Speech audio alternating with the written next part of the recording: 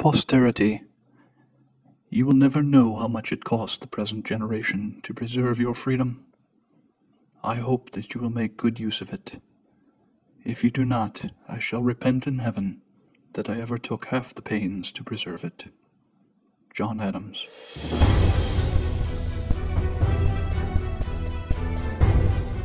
America stands not at a crossroads, but at the edge of an abyss.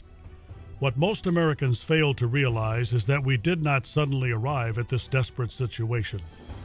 The election of Barack Obama did not create our current crisis, and the election of a Republican president will not correct our course. The United States of America no longer has a functioning constitution. Its limitations on the power of the federal government were swept away entirely during the 20th century, to the point where it no longer recognizes any limitations whatsoever on its power and authority. What we have left is nothing but the hollowed-out shell of what once was a representative republic. The arrogance of our federal masters is truly shocking. We go through the gate's closed, we'll go over the fence is too high, we'll pole vault in. If that doesn't work, we'll parachute in, but we're going to get health care reform passed for the Americans. I don't worry about the Constitution on this, to be honest. In a thoroughly researched and documented work, the author takes the reader from the glorious dawn of human freedom brought by the American Revolution through the major events that have transformed it from a federal republic into a centralized command and control state. American presidents have become exactly what the great patriot Patrick Henry, who argued against the ratification of the Constitution, told us they would. Nothing more than elected kings. Well, when the president does it, that means that it is not illegal. By definition. Exactly. I never told anybody to lie. Hey, you know, you're breaking the law. I'm not. See, that's what you got to understand. A Republic, if you can keep it, chronicles a century and a half of assaults against limited government so that readers can transcend the partisan bickering of today and begin to understand the very nature of power and its abuse, and how it is that Americans came to accept the undoing of their revolution. Nobody is listening to your telephone calls. I don't think you're talking to terrorists. I know you're not. I know I'm not, so we don't have anything to worry about. I'm glad the activity's going on. One of the essential problems is that Americans have forgotten the most important corollary to the American Revolution and the Declaration of Independence.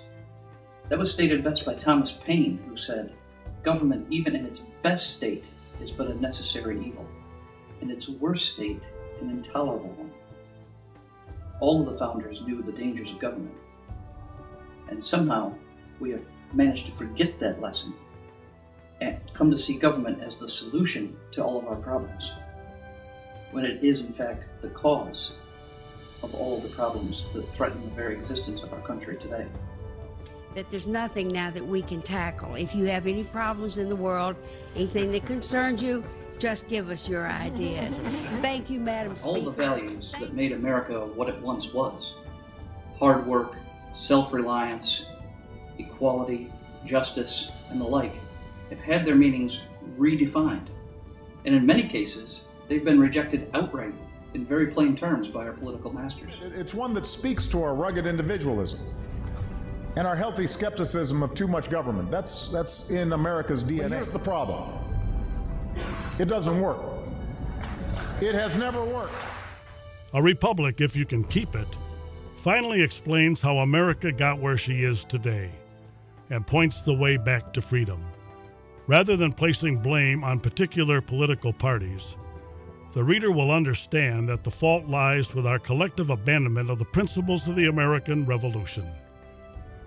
The universal nature of power to corrupt individuals and relentlessly pursue ever-increasing power is the reason our Constitution placed such severe limitations on our federal government. Once those constitutional moorings were severed, it was inevitable that we would be swept into the swift current of statism, a course which leads to tyranny and ruin. Americans have had their birthright stolen from them. And what I hope this book will do is help them to understand how we got here and how the political class continues to trick them into believing that they are still free. Only then will we be able to fight to restore the liberty that was the promise of the American Revolution.